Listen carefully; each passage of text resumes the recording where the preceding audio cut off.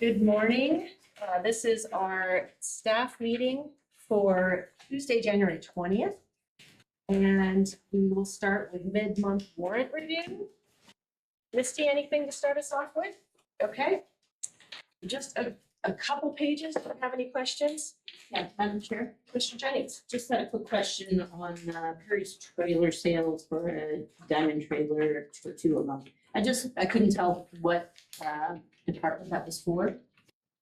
Yeah. So that's right, just. Commissioner Jennings, that's being done under the emergency management as part of that UTV. Okay. And we not only got a good deal, but with the trailer, we're now able to put this onto the statewide list of equipment that can be loaned out. And so as other either fire, search and rescue sheriffs need it, we will be reimbursed at $300 or $304 per day on it. So it just allows the fire warden to list.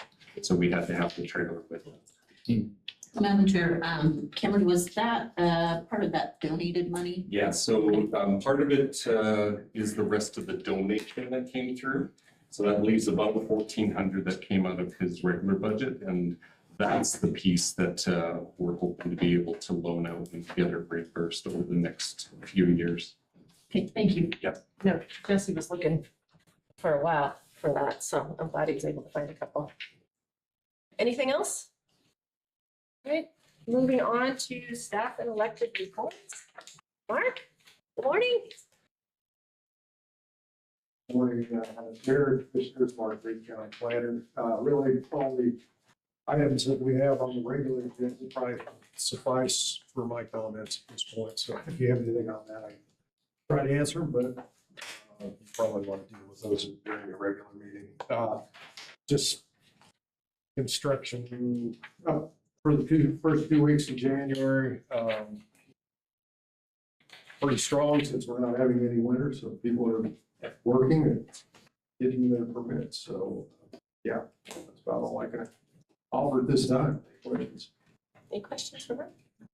Okay, Thank you. thank you, Mark. Not on today, thank you. Misty? Yeah? Ken? Yeah, I got it. Good morning, Ken Muller, county engineer. Just a few things. Road and bridge was out Friday. A lot of down trees with that wind and helping cut up and open roads. And they're out this morning, clearing, doing some chipping and clearing some of the trees and stuff they can and take it to the landfill. I'm working on getting 4 to 5 vehicles, old vehicles, road and bridge on the auction site. Hopefully have those up in about a month. Rowdy did a lot of that stuff, so I'm got to give me as administrator, then we can get those vehicles up and on that site. So that's how we've been disposing. It's the government surplus site. I have counters out on Dry Ranch Road. Last year, that short little piece of Dry Ranch Road, we had dust control complaints. So we did, first time ever, had to dust control that. And we don't know what is on that. And then recently, we've had a lot of speeding complaints. So, and there is no speed limit signs. But I don't know if there ever was speed limit signs on it. Just one of those roads that, was very least traveled. But now it's getting a lot of traffic. Is that off Beaver Creek? No, that's behind Westco subdivision. Instead of turning on Heartland, Yep. County Road goes straight. Now it ties into Solutions Way of the city's Yep, Solutions okay. Way. So- Okay. So I'll probably have a speed recommendation coming to you for too long, and then we'll know kind of what traffic counts are. So, let's see. I had some unfortunate news this morning. Our administrative assistant has to resign. Her last day will be a week from today. She has some family matters she has to attend to, so I guess I'm requesting that we can fill that position.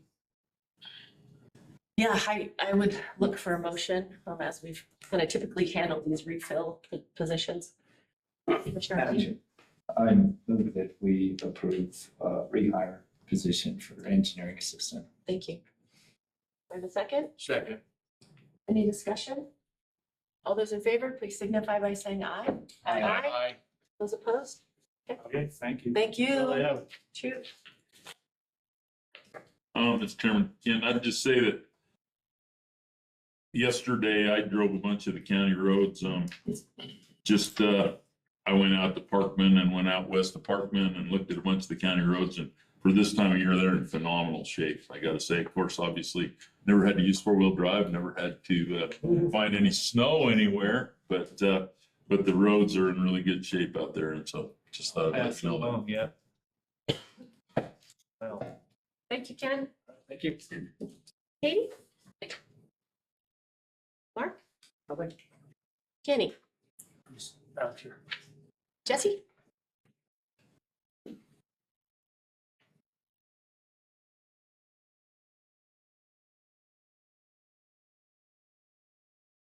Good morning, Madam Chair and Commissioners. Jesse, Emergency Management, just coming to you for a request.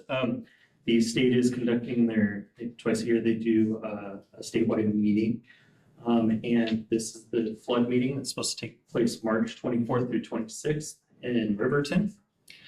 Included in this is state, including all the emergency managers from around the state, the regional emergency response teams, the bomb squads, National Weather Service, and many other organizations. We all come together and we plan and prepare for disaster, flood response, whether that's here or in other locations, how we can support each other, what resources we have, all the things, get outlooks and stuff like that. So the state currently, as they have done, they continue to pay for the hotel stay and for some of the lunches during the meeting itself.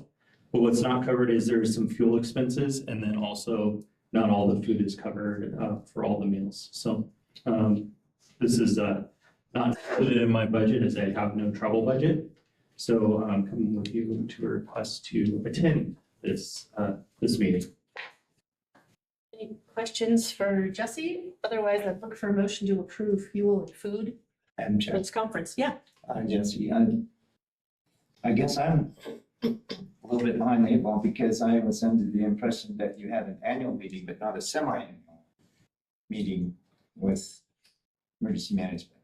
We have, it's twice a year, so we do one in the spring and then one in the fall. We have meetings monthly via Zoom or Teams, but we do have two meetings twice. We have two meetings and they're always twice a year. Madam Chairman, Yes. I move to approve Jesse's travel to the meeting. Second it. The motion and a second. Any other discussion? All those in favor, please signify by saying aye. Aye. Those opposed? Motion carries. Thank you, Jesse. Thank you. Eric? Kimber? No, Madam Chair. Robert?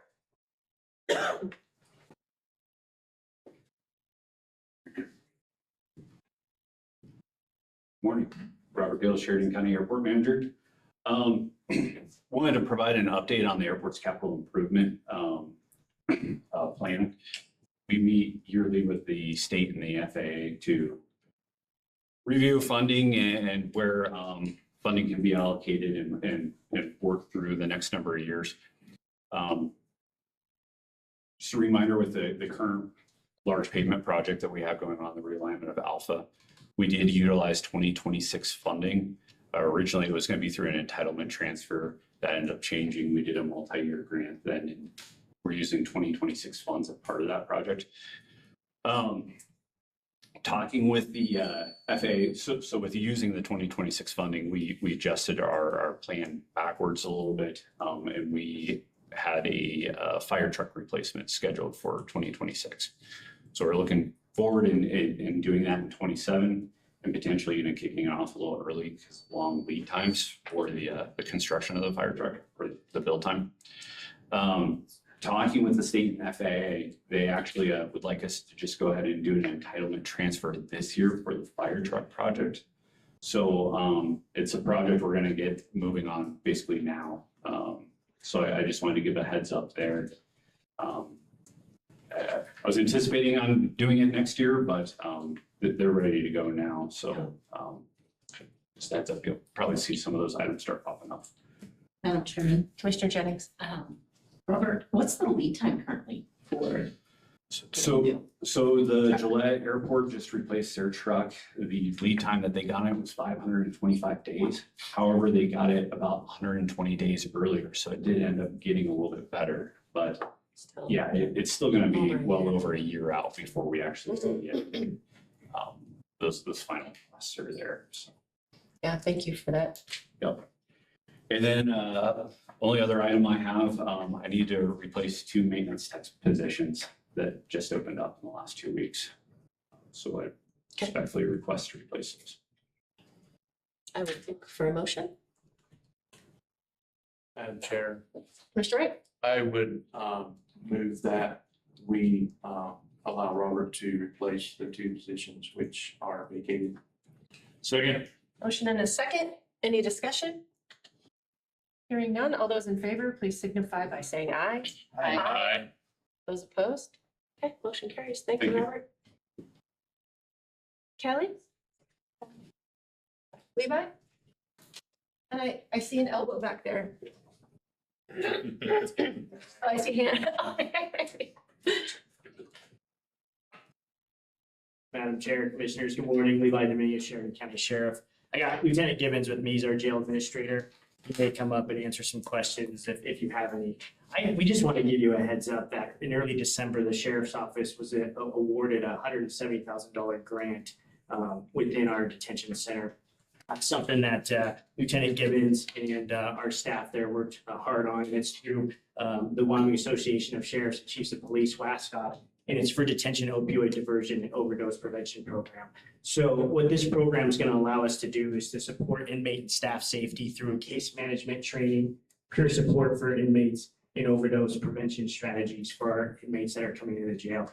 Our hope is through this program, we're going to be able to collaborate and partner with Sheridan Memorial Hospital's addiction clinic, and hopefully that those inmates that are coming into our facility, when they leave, hopefully that they'll be better set up to be able to be successful when they leave, and hopefully reduce recidivism and those types of things. So we don't see those inmates back in our facility. Expenses that are going to be covered by this will be additional nursing staff hours, required certifications and trainings that the grant will have our staff have to do some trainings. The peer support and telehealth services will be and then policy development that will be required. All of these services will be reimbursed through this grant program. So what you'll see, and why I want to bring this up to you, is that you may see through the monthly warrant process costs associated with this program, implementing it, but it's all reimbursed through WASCOT up to $170,000. So we won't be looking at going over that $170,000 amount. Cameron and Lieutenant Gibbons have been working with coming up with the process so that it will be reimbursed. But I just wanted to give you a heads up on that. That's great. And I appreciate that there's the certification and training. I mean, it's great that there's some of that in-house ability that's grown. Commissioner Jennings? Yeah, I'm sure. Sheriff Dominguez, on that grant, is that going to be like a yearly grant, or is it for a certain number of years? Yeah, the grant will run through January 1st, 2027. So that was something that we talked about with the grant and stuff. And so we're not going to look at tying the hands of the county and stuff and see, we want to see that this program's successful. And hopefully this year we can see that we can make things work and hopefully work with Sheridan Memorial Hospital's addiction clinic and try to get on the right path and see, hey, where can we improve? What needs to be done, differently? And so there might be some adjustments throughout the year and years to come. And if the program's successful, then we'll continue to look at applying for it. And I think that was my concern is, you don't ever want to get in a year and have this work great, and then all of a sudden the grant's not there. Yep. And the county doesn't have the ability to fund it, so. Yep, no, lots of discussions on that with our staff, for sure. But it's something that we need to address too.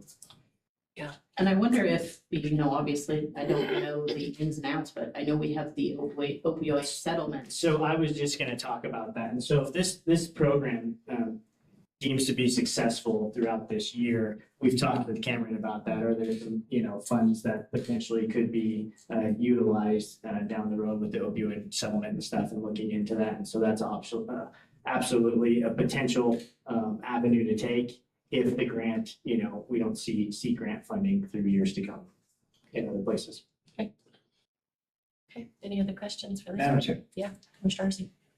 Sheriff Dominguez, my oldest daughter runs a program like that, or used to run a program like that for Ohio State. And she doesn't do it anymore. They cut the funding for that. So that's what my concern was also as well. But I did see it was amazing the amount of it worked, the in-house. It kind of proved it to be kind of like a in-house probationary type of thing. And they addressed these issues and they worked.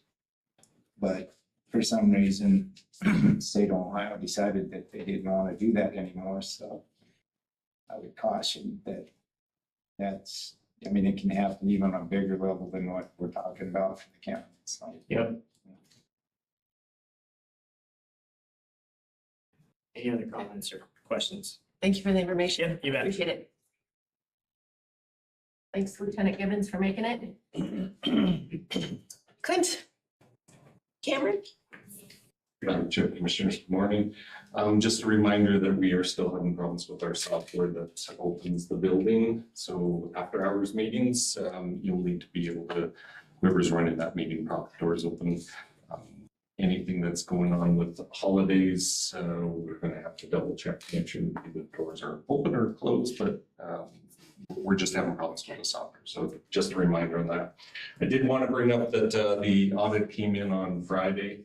If you go to the website, I did post it this morning. So under departments, you'll see a tab for audits and then just do the drop down tab. You'll see 2025. So the public will be able to gain access to that. During this process, it's kind of interesting. The chaos erupted on Friday with this release because the State Department of Audit issued letters of non-compliance to just about every county and municipal government. We had received an extension based off of the Fed's delay in issuing their single audit guidance, and that didn't occur until November. Those are usually done 6 months earlier, March of every year. The extension said that we would have 45 days from the later of one of these two dates, either the release of that information from the feds or December 31st. So our auditors asked us to do the extension. Everyone in the state was assuming February 15th was the extension date, and they came back and said, no, January 7th.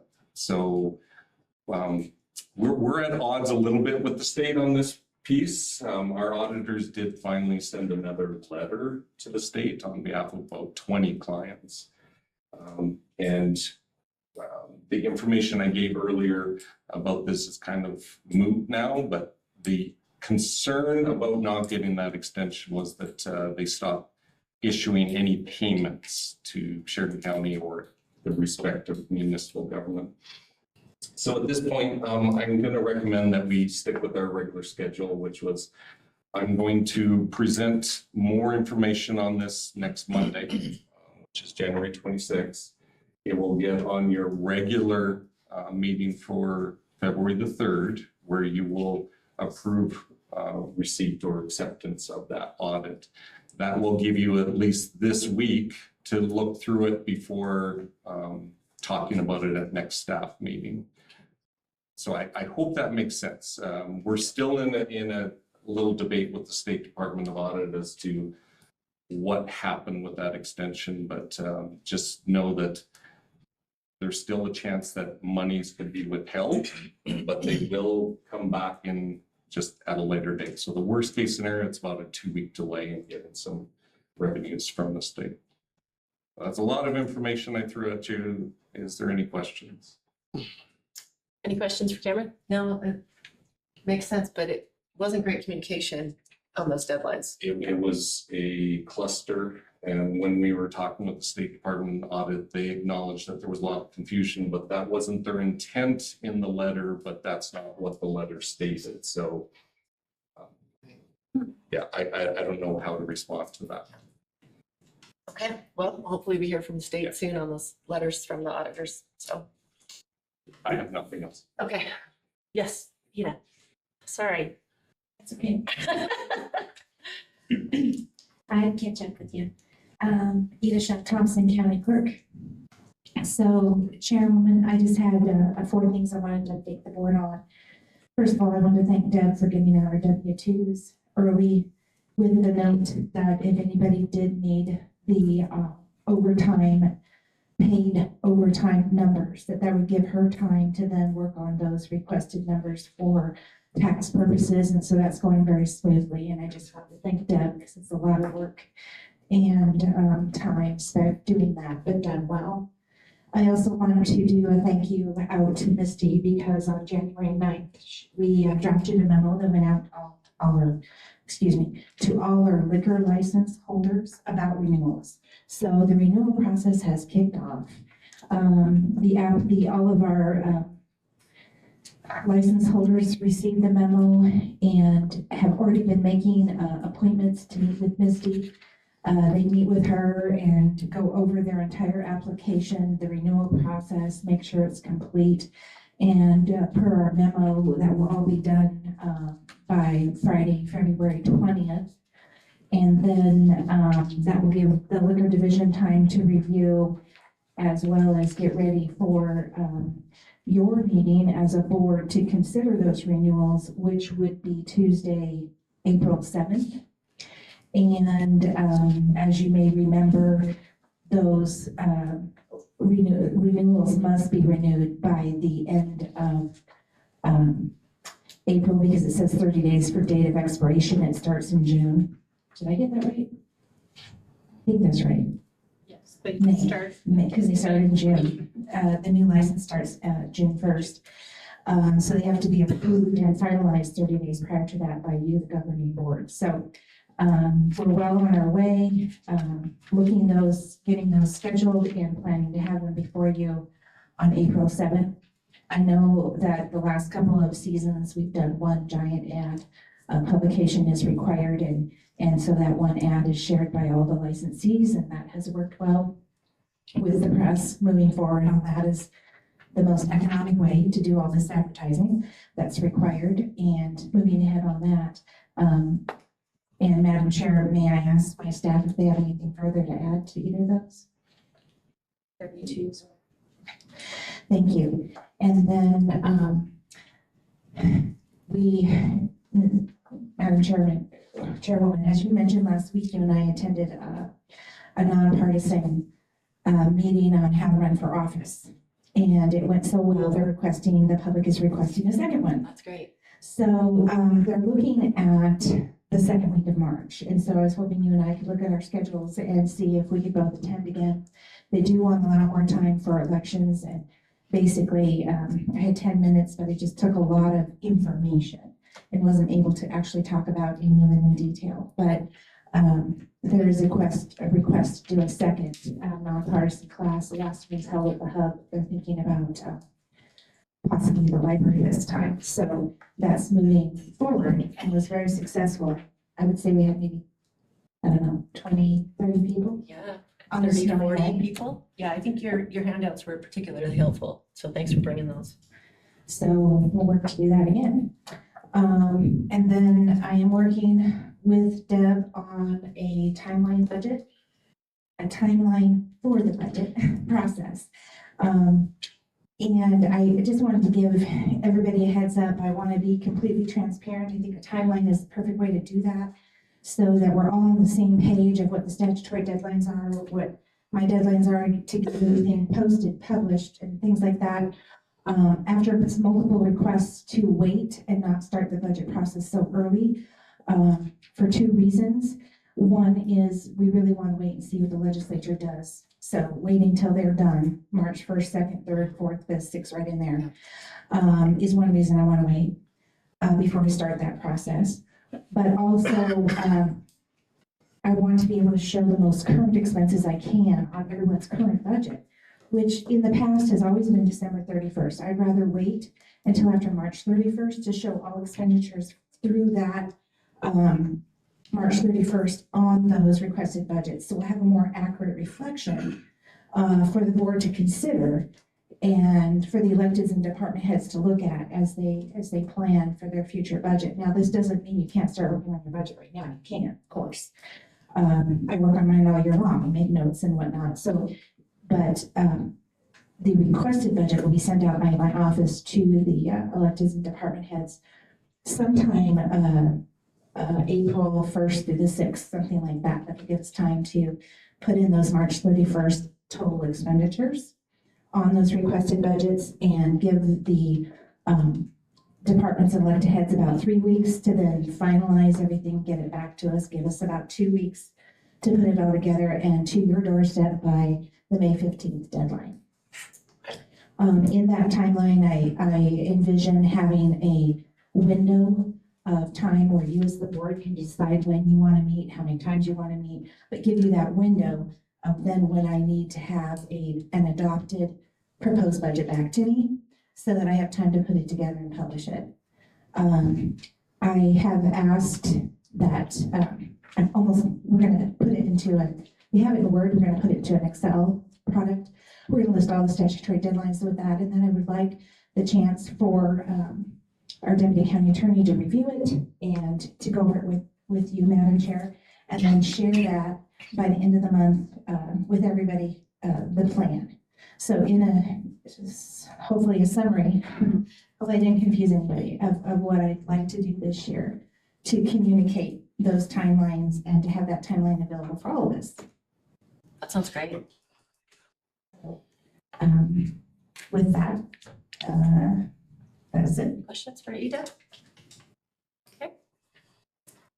Commissioner Jennings, do you have anything this morning? Yeah, Madam Chairman, one of the things I've been thinking about for quite a while since I took Clint's class on best practices is a rules committee. You know, we've been talking a lot about different committees and their bylaws and making sure that they're updated. It's just been on my mind. I'd like to ask that we put together either an ad hoc or subcommittee. See, I didn't pay enough attention to Clint's, sorry, Clint, whether it's an ad hoc or a subcommittee, of a couple of commissioners and Clint and maybe a couple other individuals to kind of go through what our rules are for this board, for the Board of County Commissioners. And I know I've talked to Commissioner Siddle, who has how many years of experience on Robert's rules? Oh, about 40. Yeah, there you go. About possibly being on it. So I just like this board to consider that and maybe put something together. Other than that, I may be out Friday, but I'm not sure yet. Commissioner Arzi? Yeah, an issue that I've been working on quite a bit about state funding for our county attorney's office. We got a real official word this morning at the chamber that it's actually going to go through and it's going to be part of the budget. So pretty happy about that. So outside of that, it's just Your agenda item? Yeah. Okay.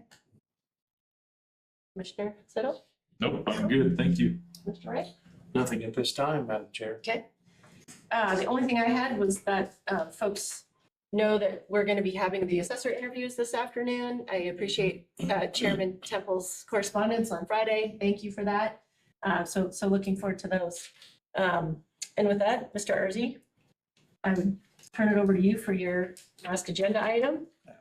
Madam Chair, I respectfully ask this board to be agreeable to putting certain counties' required annual audit out in the form of an RFP. My reasons are as follows. How do we know if we're getting the best audit for the best price until we actually implement this process? And this process should have probably been implemented a few years back.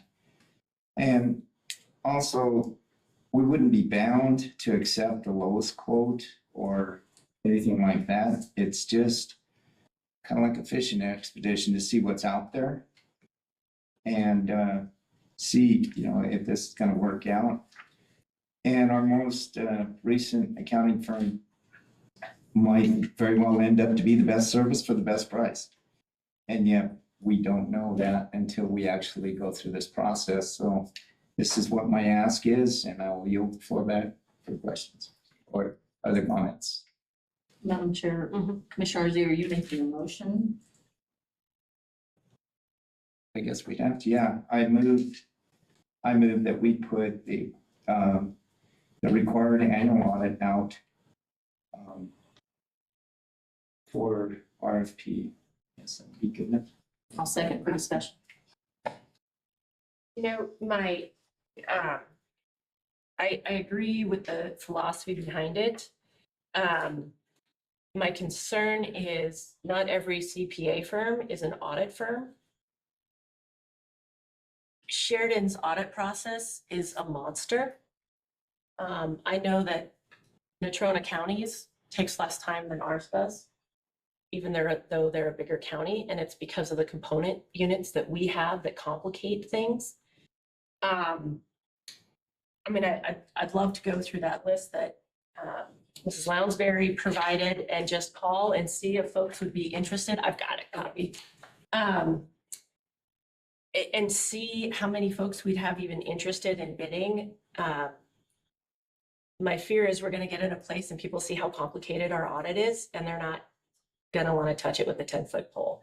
I don't know if it would be possible for me to just, and I don't mind moving forward with this, but I'd love a chance to get through that list and call folks and ask if they'd even be interested. Madam Chair, a couple of weeks ago, we were talking about the comprehensive plan, and Commissioner Siddle brought up a good point, which was, when we put this out, it's not that we're accepting it. I think it's a great way for us to get individuals who might bid and ones that we may not even know of, but we could also call other individuals and talk to them as well. I don't have any concerns with the idea of going out for an RFP. I think it's been, I'm not sure how many years we've been with the current auditor, and like Commissioner Arzi said, maybe they are the best option, the best price, and we continue with them. But you don't know what you don't know, and I'm in favor of it. So what would the process be if we get no bids? If we get no bids, I would think that at least our current auditors would want to bid for it. So I would think we would have at least one bid. That if we don't get any bids, I don't know where we go with that. But Madam Chairman, I have a question for Commissioner Arzi. So I think that our RFP process and how we're going to do it needs to be, very specific in what our needs are and what our wants are. Do you have someone in mind who can write what we want in our RFP? Because when we get our RFP, I want to make sure that every company knows that they're bidding the same thing. Madam Chair, Commissioner Settle, yes, I do. In fact, Cameron and I had talked about this about a week, 10 days ago, something like that, and actually putting out some guidelines on the RFP for putting it out to bid to proposal to other companies. We would go through that process before submitting it out. Yeah.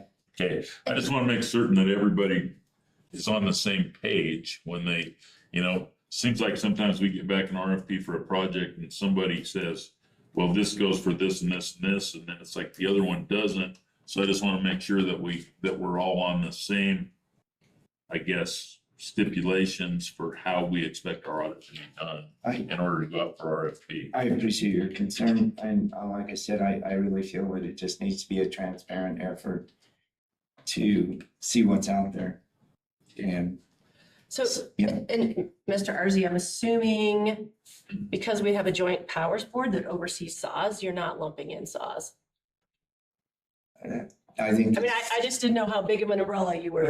Actually, I'm on juvenile justice board as well, and we'd actually even talked about getting juvenile justice's annual audit done here in town, because it's very simple. It's a real small one, and there's no real need for going out to a big firm for that. And everybody was pretty much agreeable with that at the time as well too. So, I think SAWS has to stand on its own, because that SAWS needs to make its own decision as a board to what direction they want to go with it.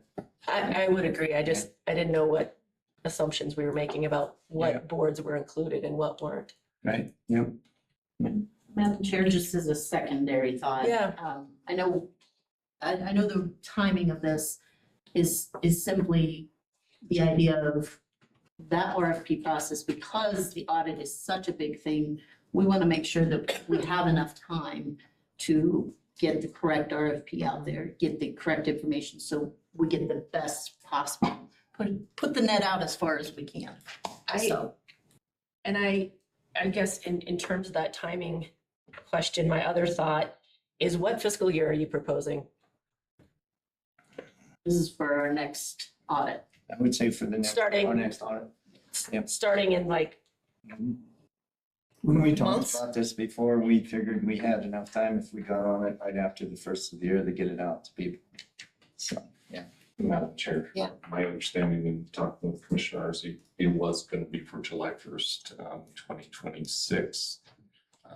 Speaking with our current auditors, their only concern was, can individuals swap that fast? So it can be done. It would take me about 2 to 3 months from the start of writing it to the time where you guys would approve something. But that is the goal. If we came back and there's no bids because of the timing of this, then you would have to consider that it would be for the year after. But like already been discussed, you won't know until you see who responds. Madam Chair, Mhm. when we first started looking in this, I kind of felt like the tapped coyote on the freeway, because we have to wait until we get the final annual budget.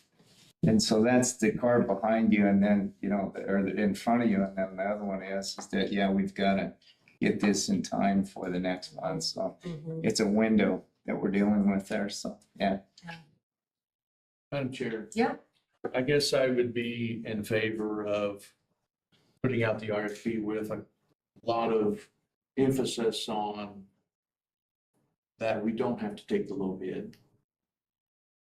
Also emphasis on experience with our people who are bidding. If it's some one-man show in Claremont, they're probably not gonna be able to handle it, right? So, yeah, so I would be in favor of, we won't know unless we put it out. Yeah. We won't know if they can do it in fiscal year 26, 27, unless we put it out there. Yeah. My only thought was maybe fiscal year 27 was more reasonable for those folks putting bids together. I'm fine moving it up, and people can scramble to get us something. Yeah. You did. Clerk Thompson, you have something to Madam add? Chair, I was just looking at our treasurer. I'm going to share that I reached out to my county clerks and asked a lot of audit questions because of all the chaos that has come up with this current audit and timelines, and just whether other counties are seeing findings, things like that, but also who the auditors are. And we have a lot of good feedback, and so I wanted to thank our treasurer for helping draft those questions, and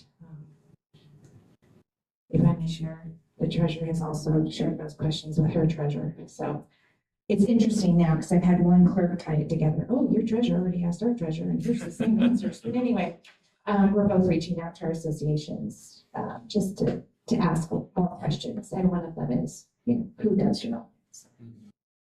As well as who prepares your financial statements and why, and, if you have a special person on staff, who does that, and some good questions. So I'd be happy to share those. Yeah, I do understand that for some counties, the price of the audit's a little lower because they've got a CPA they're paying ahead of time to provide the financial statements. So they've cut it up into a two-piece process. Yeah, any other discussion? All right, hearing none, all those in favor, please signify by saying aye. Aye. Those opposed? Motion carries. And with that, our staff meeting is adjourned at 9:39. And we will be back here at 10 for our regular BOCC meeting.